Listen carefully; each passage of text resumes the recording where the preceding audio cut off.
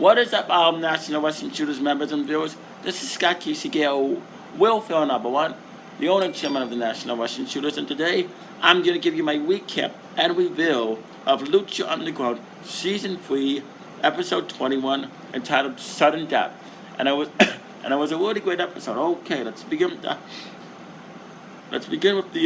recap, shall we? The commentators are Matt Striker and Vampiro. Okay. In the back we see a video of Prince Pilmer's. Okay, let's begin with the recap, shall we?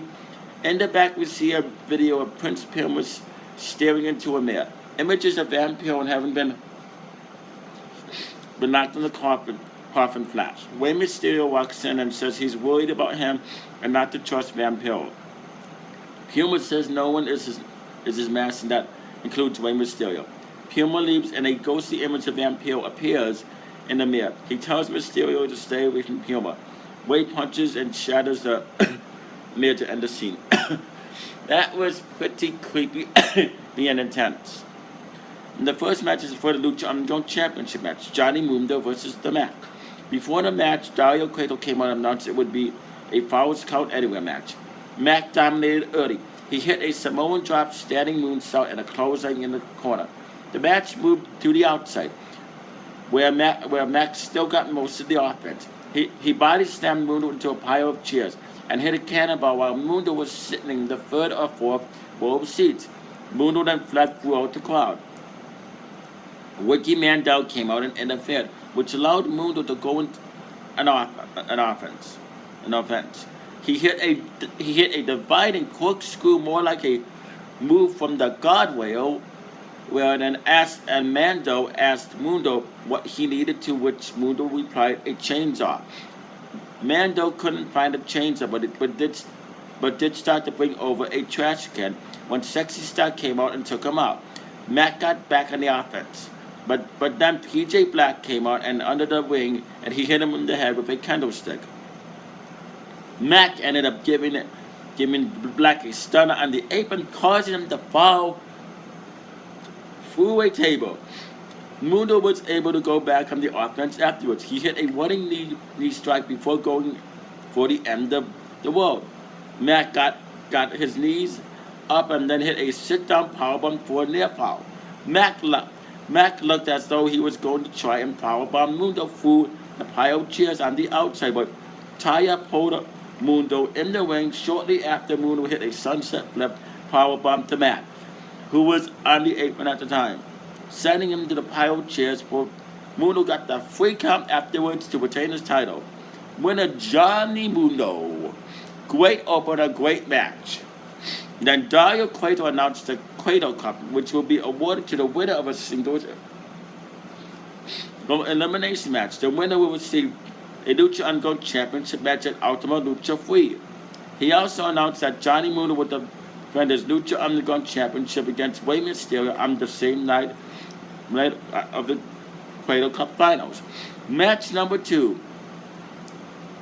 Il Star Phoenix and Drago versus the Reptile Tribe for the Lucha Underground Trios Championship. Most of the match seemed to involve Il Star taking out the smaller Reptile character. Neither Cobra Moon or Drago tagged in for the teams until the end. The giant viper-like Reptile took out Phoenix with a tombstone on the outside. Il Star went to tag Drago, but Drago hit him with the poison green mist. Drago then walked over to the other corner and tagged in for the Reptile team. Drago hit Il Star, splash, and pin him. Eventually, Drago had been on the Reptile team all along and was doing the bidding of Cobra Moon. They celebrated the titles as Moon attacked a collar around Drago's neck. Winners, the Reptile, new champion. Interesting match, and interesting that we have new trios champion. Alright, in the back, Taya tells Johnny Mundo that he will have to defend his title against Rey Mysterio. Mundo says he'll have to train harder than he's ever trained before.